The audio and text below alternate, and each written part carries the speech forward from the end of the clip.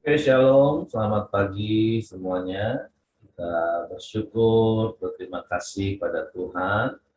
Pagi hari ini kita boleh bersekutu lagi di dalam Tuhan.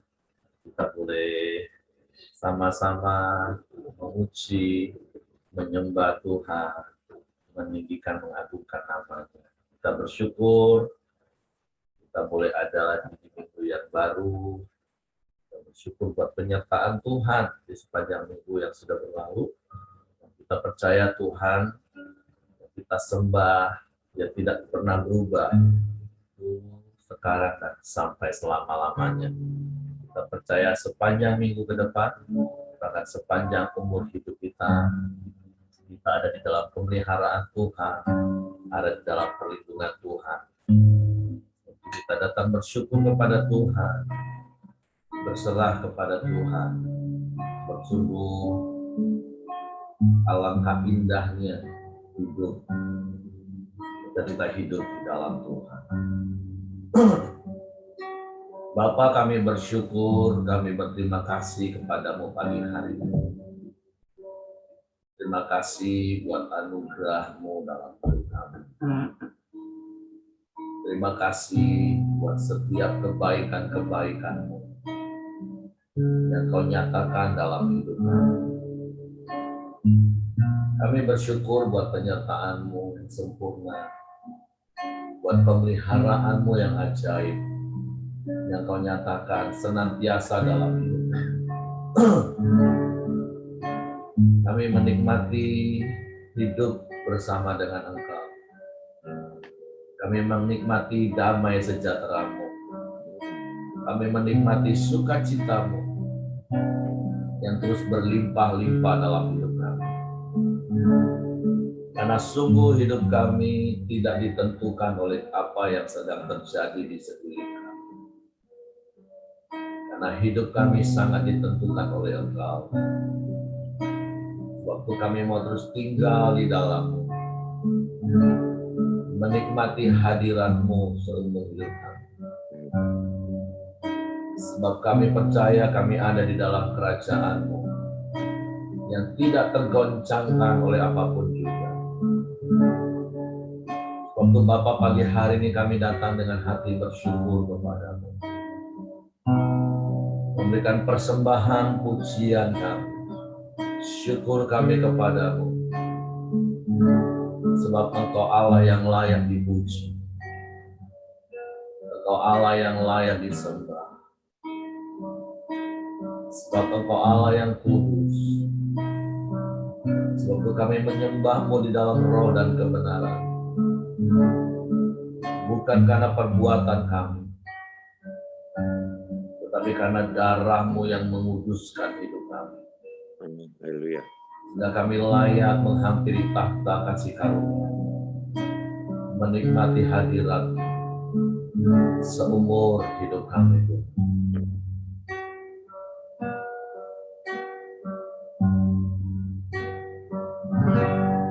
Ku datang Tuhan dalam hadirat-Mu,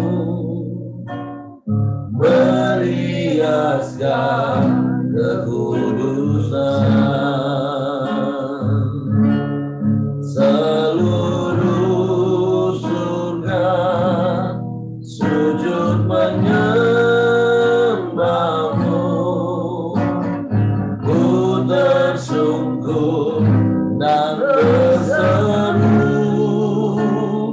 kudus, kuduslah, kuduslah Tuhan,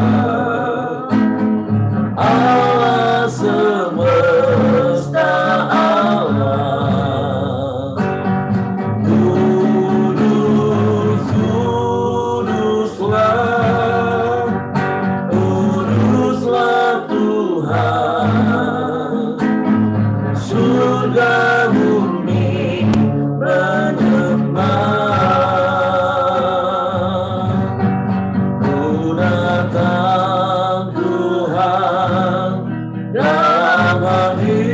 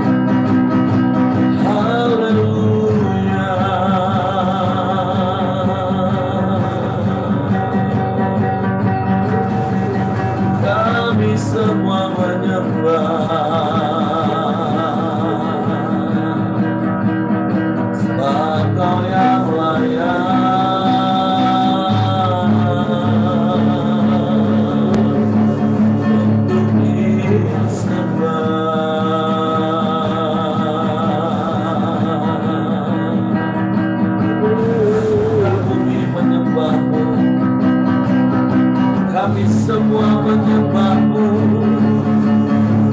Allah yang kudus, Allah yang ajaib, Allah yang maha besar, Bapa yang mulia.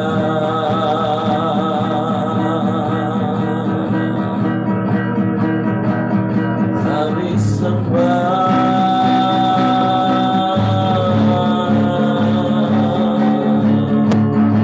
kami sembahkan.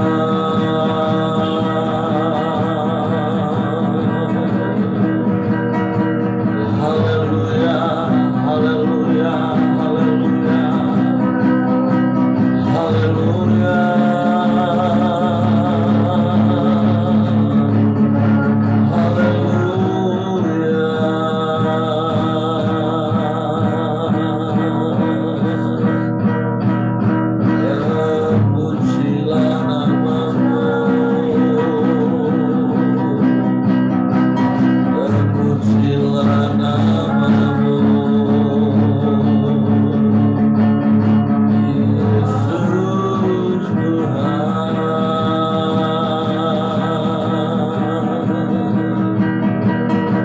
Datang kepadamu pagi hari ini, membawa korban syukur kami,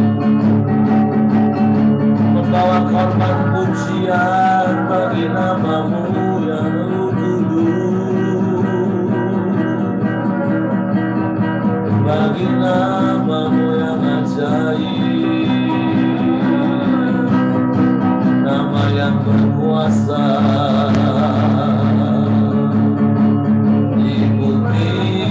di surga.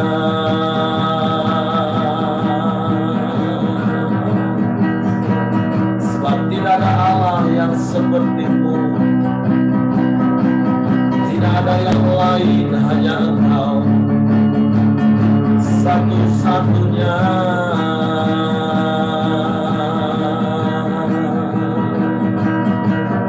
Kami sembah,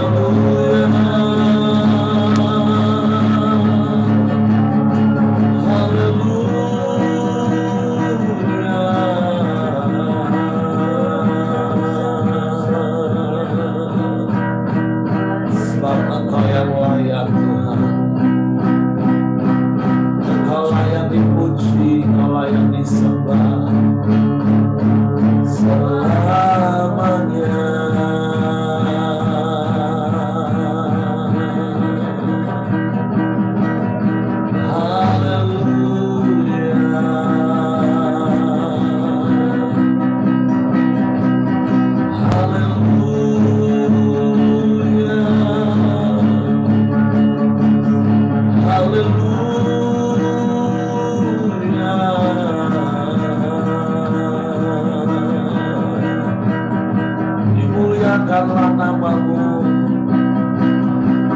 ditinggikanlah Engkau, sebab Engkau layak dipuji, disembah selamanya.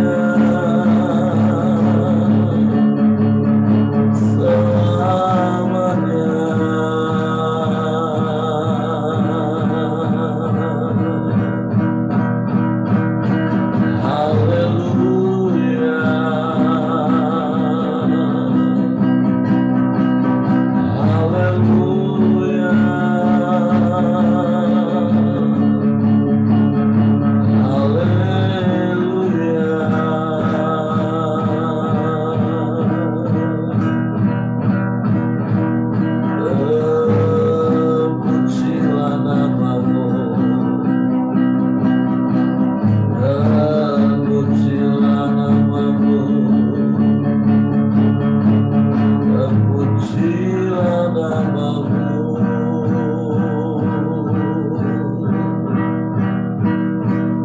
Sebab kami mau terus tinggal di dalam-Mu Tuhan,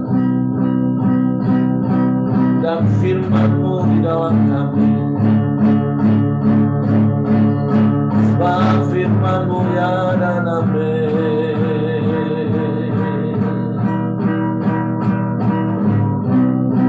Kami mau berlindung hanya di dalam-Mu,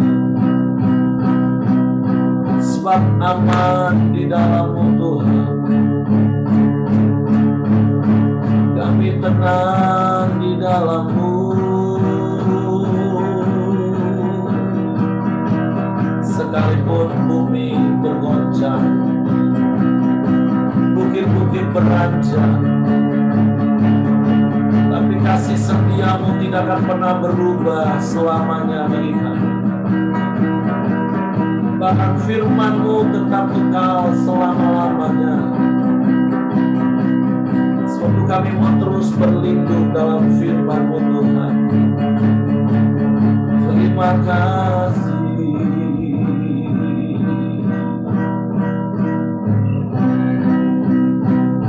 Terima kasih.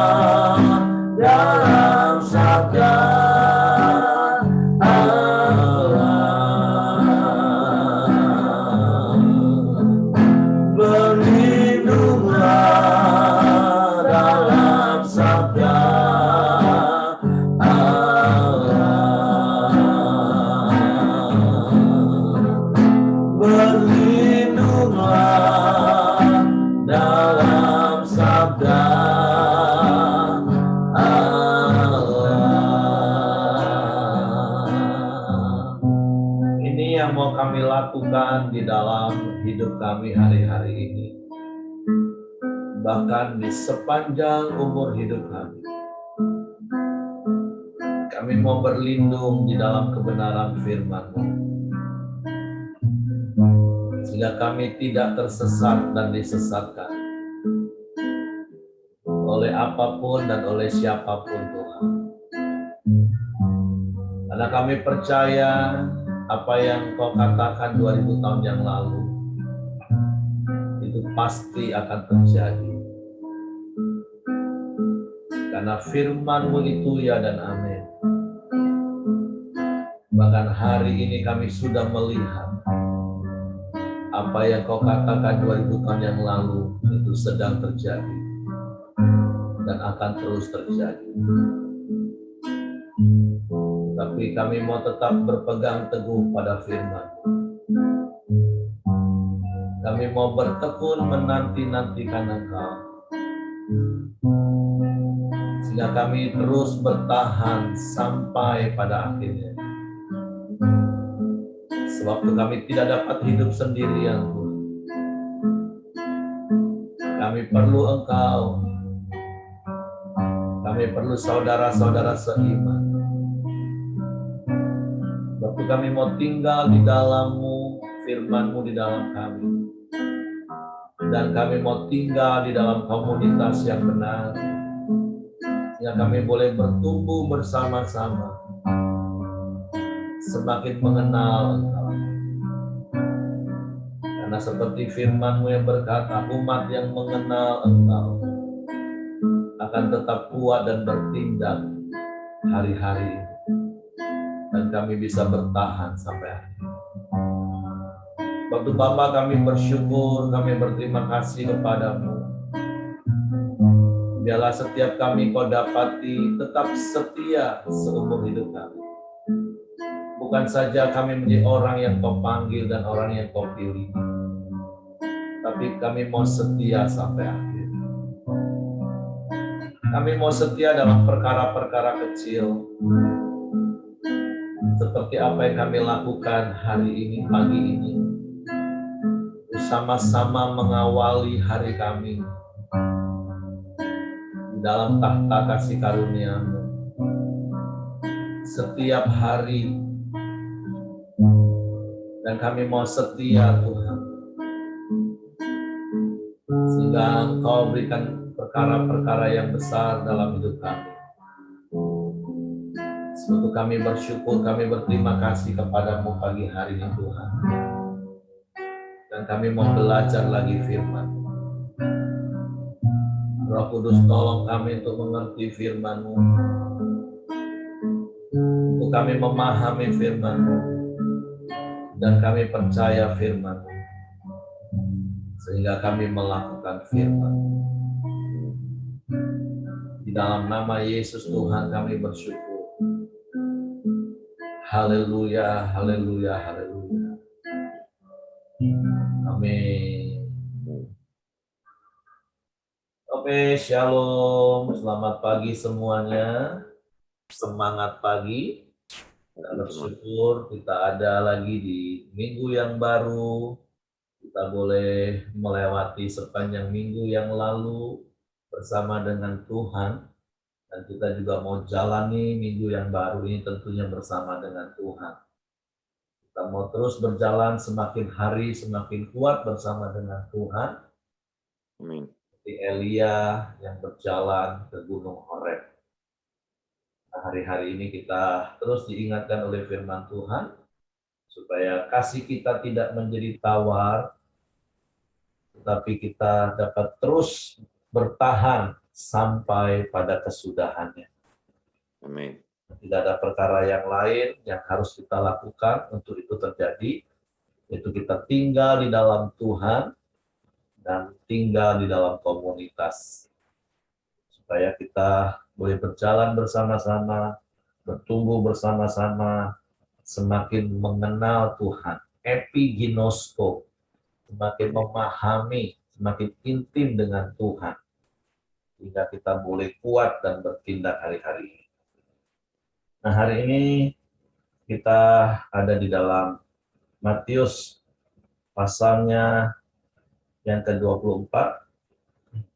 Kalau hari Minggu kemarin itu dimulai dari ayatnya yang ke-29 dan hari ini mulai dari ayat yang ke-32. Ini bicara tentang perumpamaan lagi yang Yesus berikan tentang kedatangannya. yaitu tentang pohon ara. Ada satu hal yang ingin saya sampaikan khususnya di ayat yang ke-35. Di situ dikatakan langit dan bumi akan berlalu, tetapi perkataanku tidak akan berlalu. Apa yang Yesus katakan tentang apa yang akan terjadi dengan bumi dan segala isinya di hari-hari terakhir, kita percaya itu pasti akan digenapi. Artinya bumi di mana kita sedang berpijak dan langit di mana kita sedang ada di bawahnya itu akan berlalu, akan lenyap melalui sebuah proses yang kita sendiri sudah baca hari-hari ini, mulai dari ayat yang ketiga ketika murid-murid bertanya, apa yang menjadi tanda kedatangan Yesus kali yang kedua? Di situ dikatakan ada peperangan, penyakit sampar, kelaparan, gempa bumi, dan itu hanyalah baru permulaan penderitaan. Nah, secara garis besar urut-urutan yang harus kita pahami, apa yang firman Tuhan tulis adalah bahwa setiap kita orang yang percaya kepada Yesus sebagai Tuhan dan Juru Selamat, maka pada saat itu juga, seketika itu juga, ketika kita percaya kepada Tuhan, maka kita sudah memperoleh hidup yang kekal. Artinya kita tidak akan binasa, kita tidak akan terpisah dari Allah. Sekalipun kita akan mengalami yang namanya kematian secara jasmani, dan itu sesungguhnya hanya menanggalkan daging kita, tubuh kita yang dibentuk dari tanah yang akan kembali menjadi tanah. Karena tubuh ini tidak kekal. Tetapi roh, jiwa itu kekal, dan di dalam Yesus kita memperoleh anugerah hidup kekal. Sebaliknya orang yang tidak percaya Yesus, upah dosa itu adalah maut. Maut itu artinya terpisah dari Allah. Artinya di dalam kekekalan nanti hanya ada dua hal, yaitu orang yang percaya dengan Yesus sebagai Tuhan dan Juru Selamat, mereka akan bersama-sama dengan Allah selama-lamanya, dan orang yang tidak percaya kepada Yesus sebagai Tuhan dan Juru Selamat, mereka terpisah dari Allah selama-lamanya. Amin. Nah, terus apa yang akan terjadi dengan kita, orang-orang percaya? Nah, urut-urutannya paling tidak adalah ketika, kalaupun kita diizinkan mengalami kematian secara jasmani, yang pertama tadi yang saya katakan, hanya menanggalkan tubuh jasmani, maka roh jiwa kita akan beristirahat di Firdaus. Kalau orang-orang yang tidak percaya kepada Yesus, mereka akan di Hades. Sampai kapan? Sampai sangkakala Allah berbunyi. Seperti ayat-ayat di atasnya. Waktu Yesus datang kali yang kedua, Yesus katakan, maka akan ada kebangkitan yang pertama. Kebangkitan yang pertama itu maksudnya kebangkitan bagi orang-orang yang di Firdaus. Orang-orang yang mati di dalam Tuhan. Mereka akan dibangkitkan, dan kalau Tuhan izinkan kita masih hidup sampai hari itu, maka kita yang masih hidup, kita akan diubahkan dalam sekejap dengan tubuh kemuliaan. Seperti yang Paulus tulis di dalam 1 Tesalonika, pasalnya yang keempat, ayat 13 sampai ayat yang ke-17. Dan kita akan menyongsong Tuhan di awan-awan. Dan kemudian kita akan masuk kepada satu masa, yaitu yang namanya kerajaan 1000 tahun damai. Dan setelah kerajaan 1000 tahun damai, maka akan ada kebangkitan yang kedua, artinya itu untuk orang-orang yang tadinya mati tidak di dalam Yesus, yang tadinya di Hades, nah mereka akan dibangkitkan untuk dihakimi, diadili, dan kemudian dilemparkan ke Sehena, maut, atau jurang maut. atau alam maut atau kerajaan maut. Artinya mereka akan terpisah selama-lamanya dengan Tuhan. Sementara kita akan masuk kepada yang namanya langit baru dan bumi baru. Nah, makanya memang ini kan sebuah hal yang cukup panjang, sehingga banyak akhirnya kekristenan selama ini dipersingkat oleh para hamba-hamba Tuhan. Pokoknya percaya Yesus mati masuk surga, titik.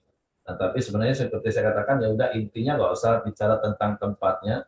Kalau engkau percaya Yesus, maka engkau selamanya akan bersama dengan Tuhan, dengan Allah, kekal selama-lamanya. Tempatnya mau disebut apa? Tempatnya di mana? Saya pikir percayalah bahwa Tuhan akan memberikan yang terbaik.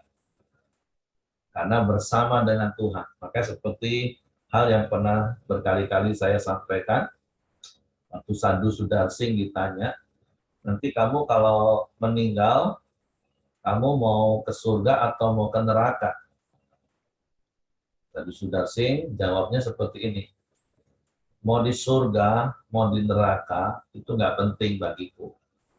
Yang penting adalah waktu nanti itu aku bersama dengan Tuhan atau enggak. Nah, itu yang jauh lebih penting. Bersama dengan Tuhan, mau dimanapun, mau disebut apapun tempatnya, itu nggak pusing. Yang penting aku bersama dengan Tuhan. Nah, begitu juga lah dengan setiap kita. Saya percaya, setiap kita adalah orang-orang yang percaya kepada Yesus sebagai satu-satunya Tuhan dan Juru Selamat. Mari terus kita bertumbuh di dalam pengenalan akan Dia secara pribadi, dan percayalah kita sudah mempunyai anugerah hidup kekal. Bagian kita adalah mengerjakan keselamatan jiwa kita, membaharui terus akal budi kita oleh kebenaran firman Tuhan. Karena firman Tuhan akan membaharui hidup kita dari hari ke hari, semakin serupa dengan Kristus. Nah, makanya di ayat ini katakan langit dan bumi akan berlalu, tetapi perkataanku tidak akan berlalu. Nah, kebenaran firman Tuhan yang mau kita belajar pagi hari ini adalah, yuk terus berpegang teguh hanya kepada firman Tuhan. Berpegang teguh kepada perkataan-perkataan firman Tuhan. Seperti pujian yang kita naikkan tadi, zaman sekarang kita harus berjaga-jaga karena bumi sedang bergelora, sedang bergoncang. Ada begitu banyak kabar-kabar yang menggemparkan, yang menakutkan. Tapi biarlah kita berlindung pada sabda Allah, firman Allah. Nah, sekali lagi ayat ini katakan, langit dan bumi ini memang akan berlalu, akan lenyap. Tapi firman Tuhan tidak akan pernah berlalu, tidak akan pernah lenyap. Karena firman Tuhan itu adalah Allah itu sendiri, yang kekal. Seperti Yohanes 1 ayat 1 katakan, pada mulanya adalah firman, dan firman itu bersama-sama dengan Allah, dan firman itulah Allah.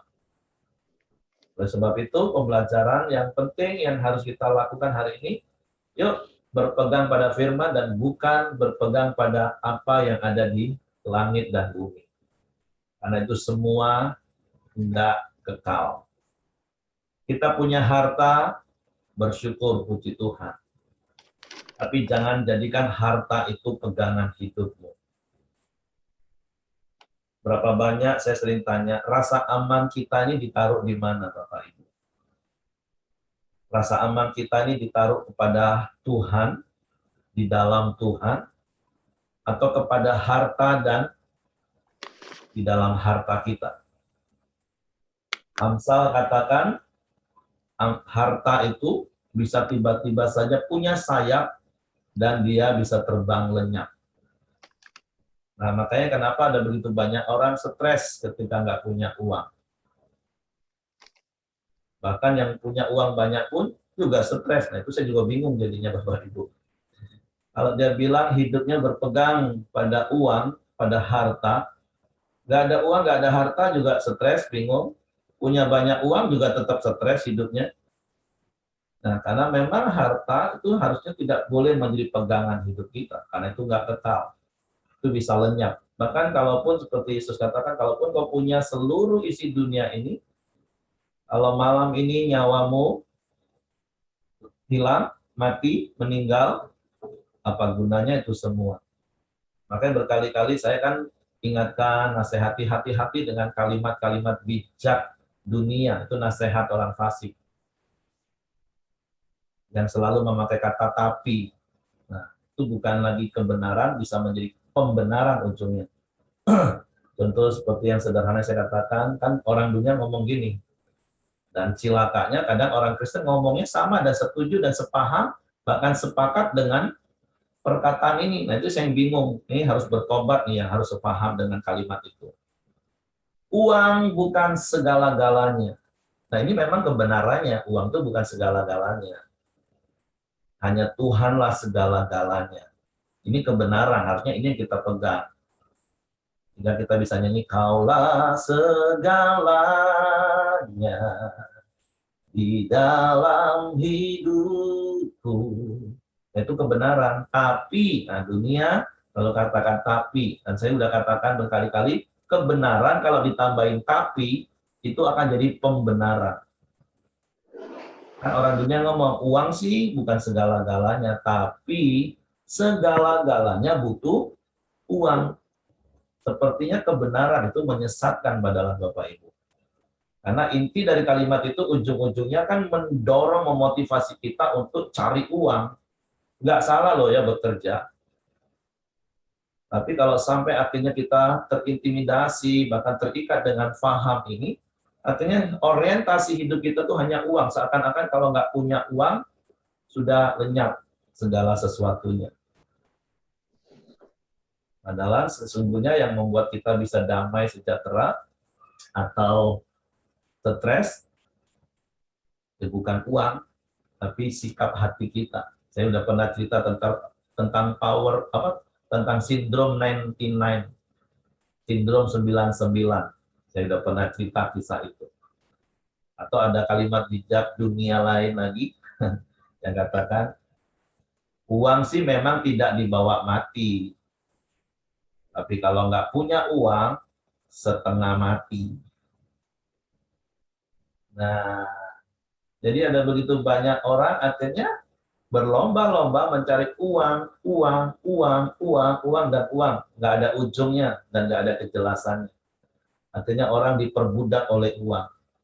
Kehilangan waktu bersama keluarga, kehilangan waktu untuk melayani Tuhan, kehilangan waktu untuk menikmati hidup, hanya karena demi uang, uang, uang. Karena firman Tuhan katakan, akar segala kejahatan itu adalah cinta akan uang. Dan saya mau katakan, orang yang cinta akan uang itu bukan hanya orang-orang yang gila kerja cari uang, Bapak Ibu. Ternyata orang yang takut nggak punya uang, itu juga cinta akan uang sesungguhnya. Kalau uangnya sudah mulai berkurang aja udah gelisah. Apalagi kalau nggak pegang uang, sudah nggak karu-karuan. Kalau Bapak Ibu tanya gimana dengan kami sudah lewati semua masa kami nggak punya uang, nggak punya tabungan, lewatin hari lepas hari hanya berharap pada kasih karunia Tuhan, yang Tuhan berkati kami lewat orang-orang yang kasih salam tempel, salam pantai Costa. Belasan tahun kami lalui hal seperti itu. Tapi yang seperti yang kita katakan pujian tadi dalam doa, kalau kita setia dalam perkara kecil, maka Tuhan mempercayakan perkara yang besar. Kalau hanya untuk urusan makan minum, kami sudah melewati masa dan saya percaya bukan bicara soal sombong, bukan. Tuhan tahulah isi hati kami. Kami menikmati hidup. Hanya Tuhan yang tahu dan tidak perlu ada orang lain yang tahu. Ketika kami nggak punya, yang kenal kami sejak puluhan tahun, kami nggak pernah menadakan tangan cerita susahnya kami, enggak. Ada lagu lama yang sering kami nyanyikan dan itu yang kami hidupi. Hanya ku bisa lari kepada Yesus, hanya ku bisa lari kepadanya, di bawah kakinya Yesus ku sentosa, hanya ku bisa lari kepadanya. Karena bagi kami tidak pernah tidak punya apa-apa. Masih bisa bernafas, artinya kami masih punya nafas. Waktu itu masih ngontrak rumah, artinya kami masih punya rumah kontrakan. Walaupun uang, secara uang, sepeser pun mungkin kami nggak punya. Kami pernah cerita, saya pernah cerita, bahkan sampai untuk beli susu anak nggak ada.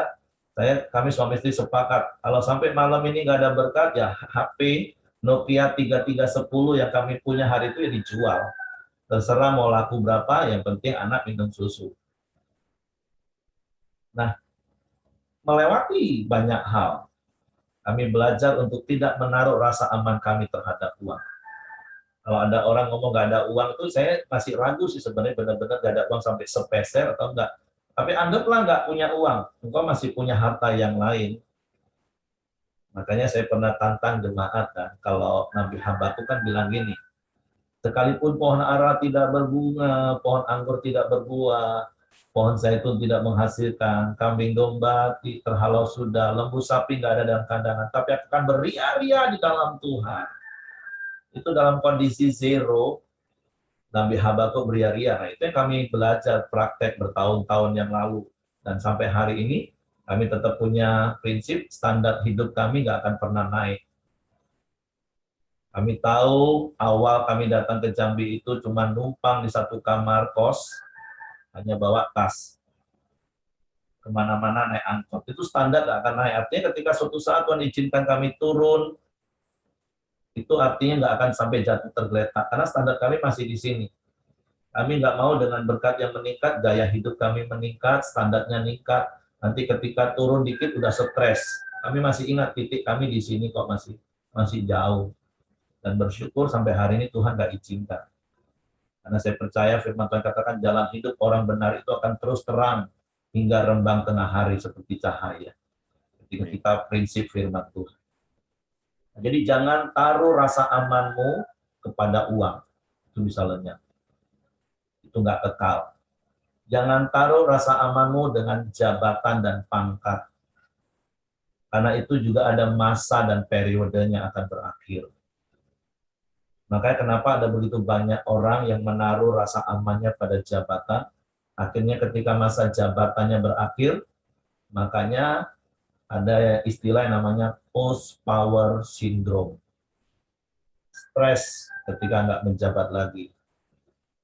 Jadi minder, jadi merasa harga dirinya nggak ada lagi, orang nggak hormati dia lagi, orang nggak panggil Pak, orang nggak Pak, dia merasa setiap orang ketemu memalingkan muka. Itu tadi, karena dia menaruh rasa aman, keberhargaannya pada pangkat dan jabatan. Tapi hari ini firman Tuhan katakan, semua itu bisa berlalu, bisa lenyap. Tapi firman Tuhan tidak akan berlalu. Makanya yuk pagi hari ini Tuhan mengingatkan kita untuk kita hidup itu berpegang teguh pada firman. Menjadikan firman itu satu-satunya pegangan hidup untuk kita memiliki rasa aman. Sehingga kita akan bertahan sampai akhir. Bahkan kalaupun seperti yang saya katakan beberapa minggu yang lalu, kita harus masuk masa aniaya, masa kesukaran, kita akan menjadi orang-orang yang sudah siap dan kuat. Karena kita mengenal Tuhan. Karena kita berpegang pada firman, bukan kepada perkara-perkara yang fana. Baik harta, jabatan, atau perkara yang lain, saya nggak tahu. Selama ini apa yang menjadi pegangan hidup Bapak Ibu. Tapi nasihat firman Tuhan pagi hari ini, jadikan firman Tuhan satu-satunya pegangan hidup.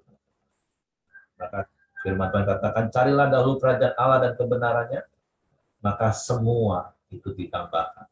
Karena sesungguhnya jabatan, pangkat, harta itu hanya bonus. Harusnya kita kejar yang utamanya, yaitu Tuhan, kerajaannya, dan kebenarannya. Oke, Tuhan memberkati. Itu saja yang ingin saya sampaikan pagi hari ini bagi Bapak Ibu. Silakan Bapak Ibu yang mau menambahkan sesuatu.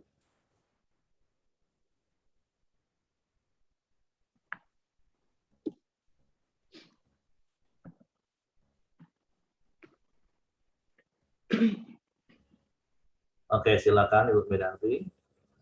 Ya, puji Tuhan ya. Saya diberkati dengan kesaksian Pak Heri. Itulah sebabnya banyak orang yang berat menjadi pelayan Tuhan. Karena memang begitu. Ya, harus hidup mengandalkan Tuhan, benar-benar. Itu luar biasa.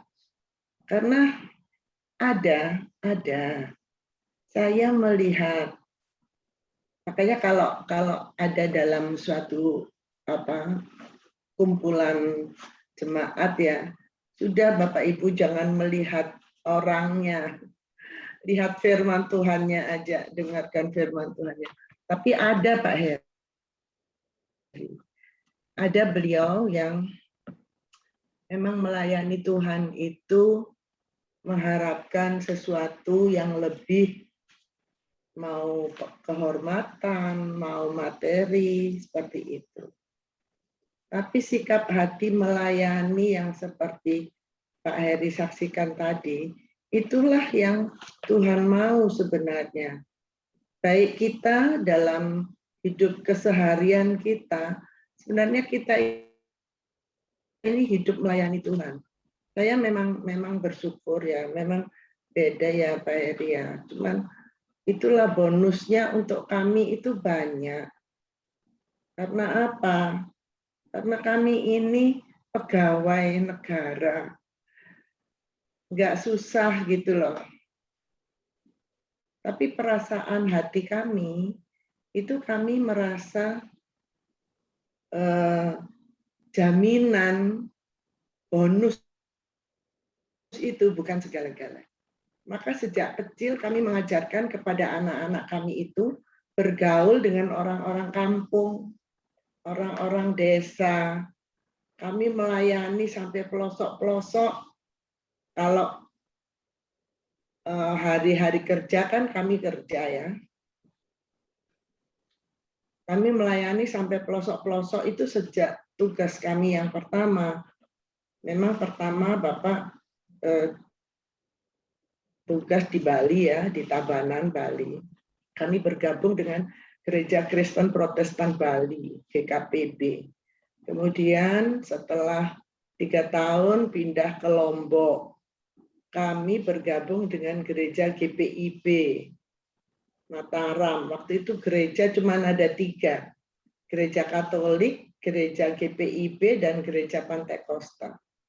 Nah itu kami ajak anak-anak untuk ikut melayani sampai ke jauh sih, sampai ke Bayan, kota Bayan itu jauh dari Mataram, pinggir pantai, tapi ada perkampungan di sana. Di sana ada transmigran dari Sulawesi Selatan. Nah, itu saya ajarkan kepada anak-anak untuk melihat bahwa banyak orang yang perlu sekali ditolong, perlu sekali menerima uluran tangan kita. Karena kita ini sudah dapat bonus, dan bonusnya banyak kalau dibanding orang-orang yang lain. Tapi Bapak Ibu, yang ingin saya sampaikan itu bukan cerita tentang yang apa ya. Inilah yang kenyataan aja lah yang sekarang kita alami. Banyak orang kalau kekurangan uang itu memang merasa kayak gimana gitu ya. Orang merasa uang itu segala-galanya. Jadi dia melakukan segala-galanya untuk mencari uang. Nah, itu yang menurut firman Tuhan ini kita tidak diizinkan demikian. Karena perkataan Tuhan itu ya dan amin. Kalau tanda-tanda sudah Tuhan berikan, itu Tuhan mau kita melakukan yang menurut firman Tuhan harus kita lakukan. Saya dapatnya dari Amsal 1 ayat 33.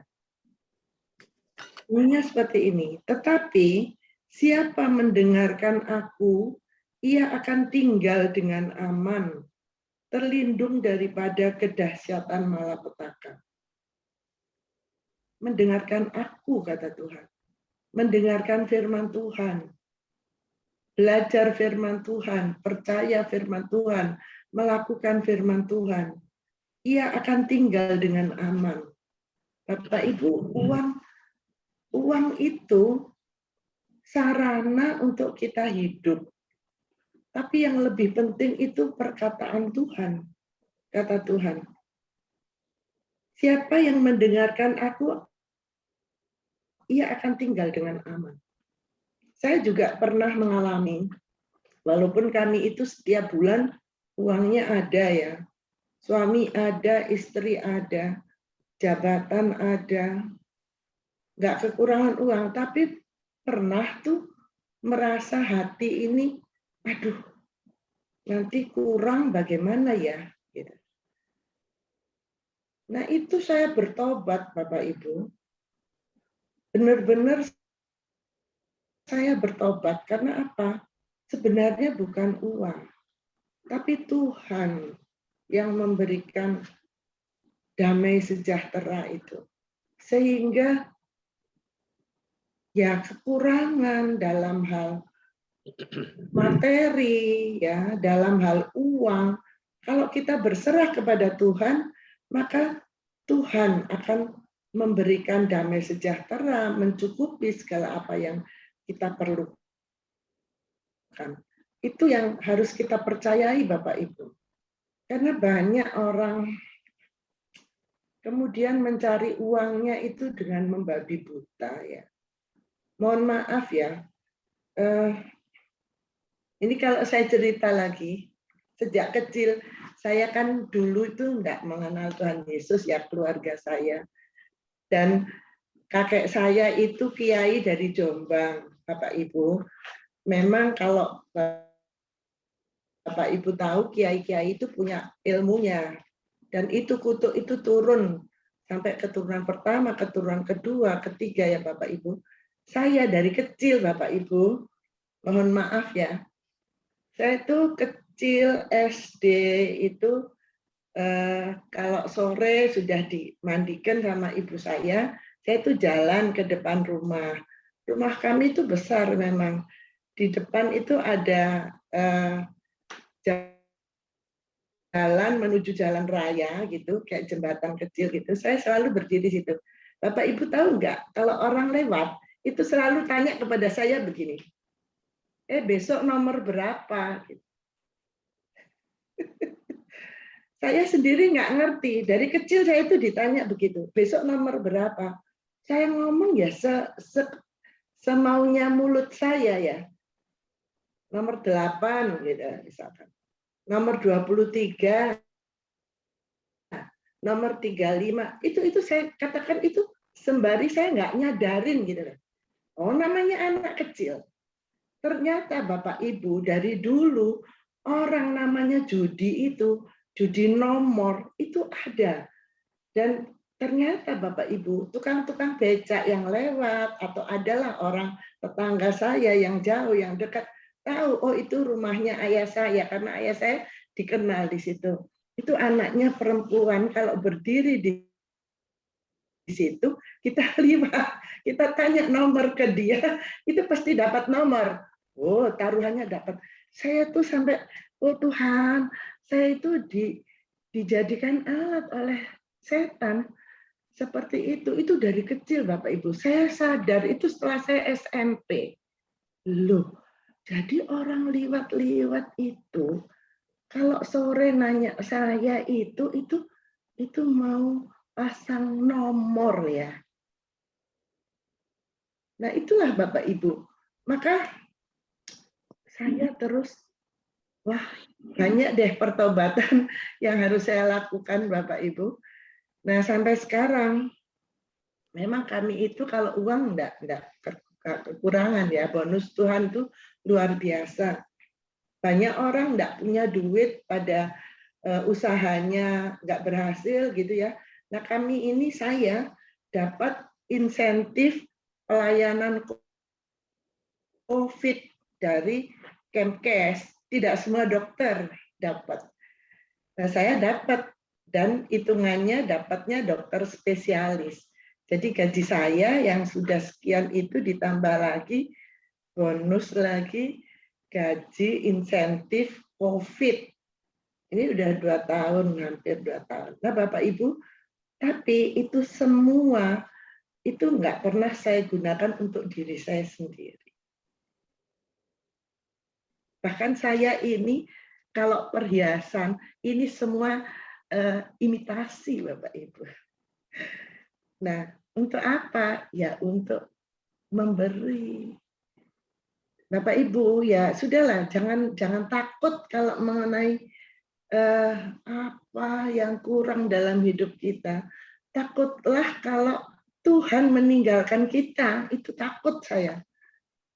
Saya pernah kuping saya ini kan bocor, sampai iblis itu menuduh saya, kamu ikut Yesus, nanti kamu ke neraka tahu.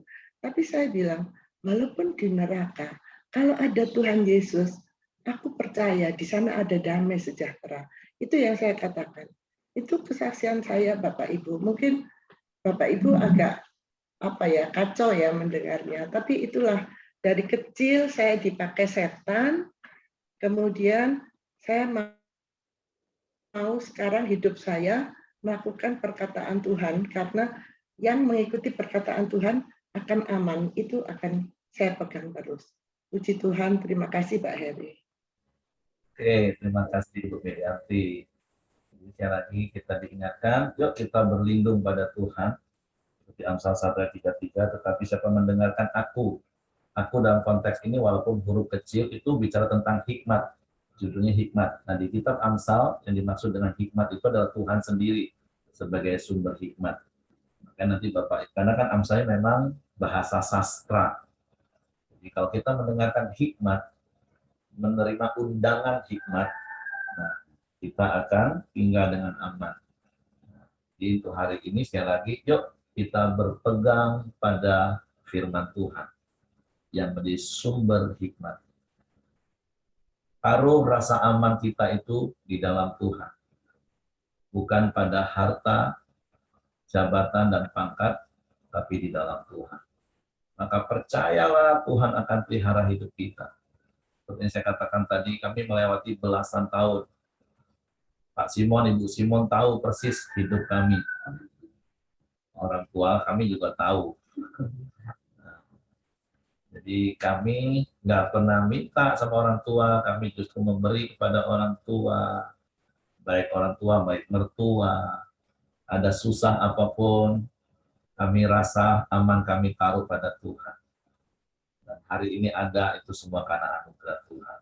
Tentu karena ada sahabat-sahabat rohani, ada saudara-saudara seiman yang memperhatikan hidup kami, yang Tuhan pakai di saluran berkat bagi kami. Jadi sekali lagi, hari ini, yuk taruh rasa aman kita itu hanya di dalam Tuhan. Hidup berpegang teguh pada janji Tuhan.